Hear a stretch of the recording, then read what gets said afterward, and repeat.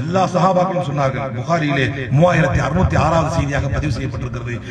சஹாபாக்கள் சொன்னாங்க, நாங்கெல்லாம் போய் ரசூலுல்லாஹ் என்ன கேட்போம் அப்படின்னா, என்னென்னலாம் நன்மைகள் இருக்கோ அதை கேட்போம், நிறைய நன்மைகளை பற்றி கேட்போம், எது நன்மை எது நல்லது இப்படி கேட்போம்.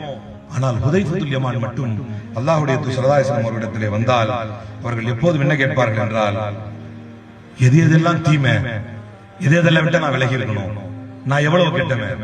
வரலாற்றிலே அபூபக்கர் ரலியல்லாஹு அன்ஹு அவர்கள் இருந்தார்கள், உமர் ரலியல்லாஹு அன்ஹு அவர்கள் இருந்தார்கள், உஸ்மான் ரலியல்லாஹு அன்ஹு அவர்கள் இருந்தார்கள், பெரும் பெரும் சஹாபாக்கள் இருந்தார்கள்.